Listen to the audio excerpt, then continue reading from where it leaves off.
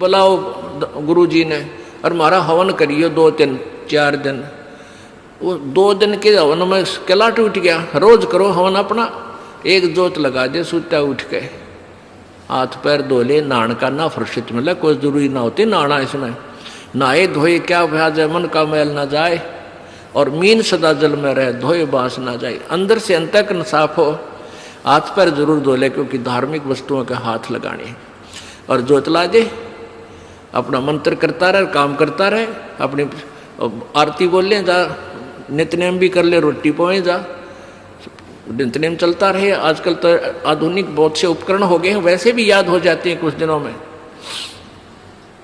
और नहीं बैठ कर अपनी किताब लेकर वह पढ़ ले। अब हवन हो गया तो हम अपना काम आप करेंगे। जो बात बनेगी, किसी के बच्चा हो जाता था तो उसने क्या कहा करते, 7 दिन तक तुम, जैसे पहले ज्योति तो सभी जलाते थे, तो क्या कहते थे, 7 दिन ज्योत नहीं जलानी तुमने, 13 दिन। वो तेरा गजब हुई, 13 दिन रोटी नहीं खाते या तुम और काम ना करते।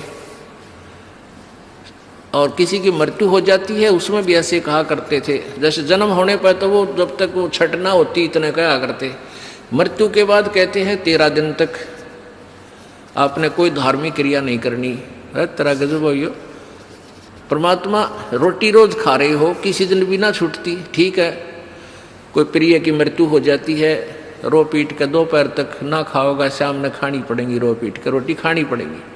तो ऐसे ही भक्ति परमात्मा का हवन ज्योति डेली आरती रोज करनी है, चाहे दुख हो चाहे सुख हो। ये परित्याग नहीं करना, ये भूल है हमारे। अब जो प्रसंग चल रहा है वही आते हैं फिर।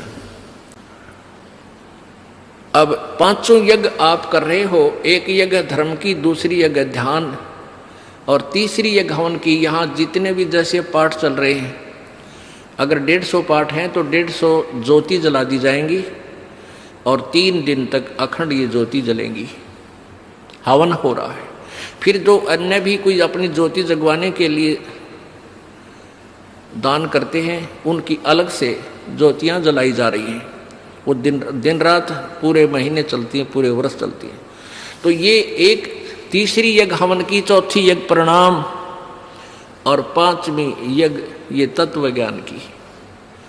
इन 5 यज्ञों और ओम नाम के मंत्र की कमाई को हम इस ज्योति निरंजन के पास छोड़ देंगे। हम क्या करते रहे, हम पहले ओम नाम का जाप करते,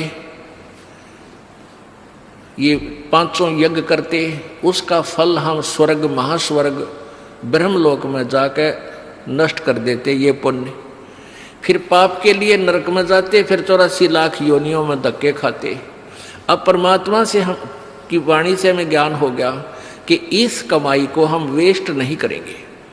हम यहाँ कोई मंत्री बनेंगे, ना हमने मुख्यमंत्री बन के हो सकता, ना प्रधानमंत्री, ना इंद्र की पदवी हमें नहीं चाहिए। इंद्र दा राज काग दा बिष्टा, इंद्र स्वर्ग का राज भी हमारे लिए काग की बीट तुल हो जाना चाहिए।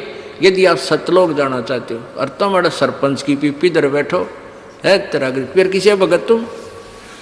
हमने नहीं यहाँ का कोई भी सुख चाहिए। यदि तुमने सतलोक जाना, यही धक्के खाने हैं, तो ठीक है, आप पुण्य कर रहे हो, इसके प्रतिफल में चाहे पूरी पृथ्वी के राजा भी बन सकते हो, और फिर गधा राजा भी बन सकते हो।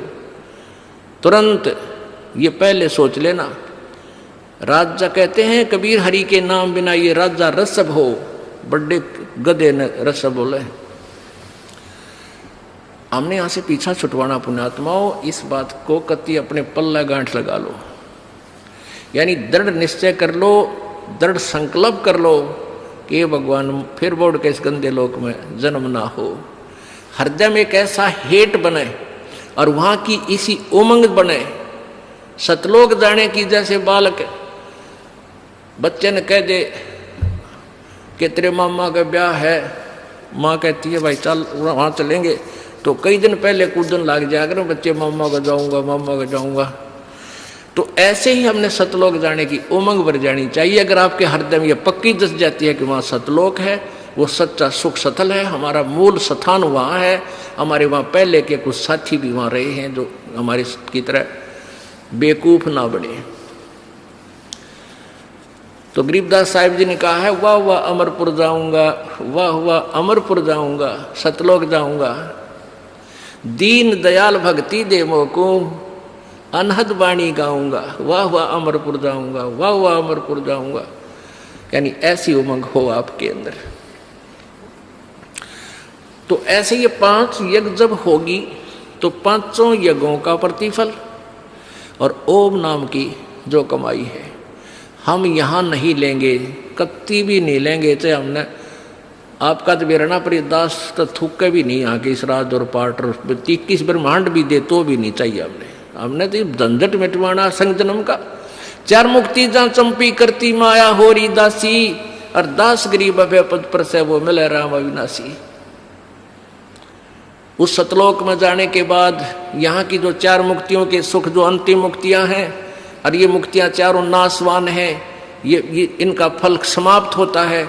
और वहाँ की वो ये सुख जो तुम यहाँ चाहते हो जो अंत में नष्ट होते हैं वो कभी नष्ट नहीं होते, वहाँ ये भी सुख मिलेंगे।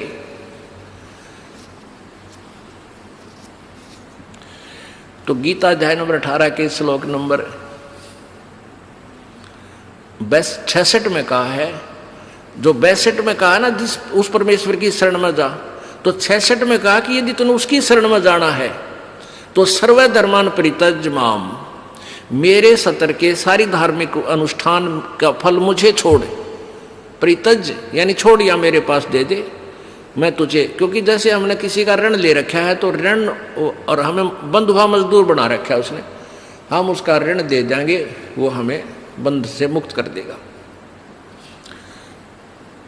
तो ये कहता है कि मेरे सतर के जो तूने यहाँ सैर सपट्टे करे हैं मेरे लोक में, वो किराया दे मेरा, और फिर तू एकम शरणम व्रज, एकम माने जिसके बराबर दूसरा ना हो, अद्वितीय, उस अद्वितीय भगवान उस पूर्ण परमात्मा की शरण में जा, फिर मैं तुझे सब पापों से मुक्त कर दूंगा, तू चिंता मत कर।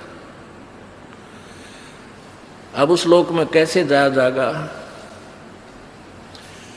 होले सुहागण सुरता त्यारे मालिक घर जाना है तू तो, होले सुहागण सुरता त्यारे,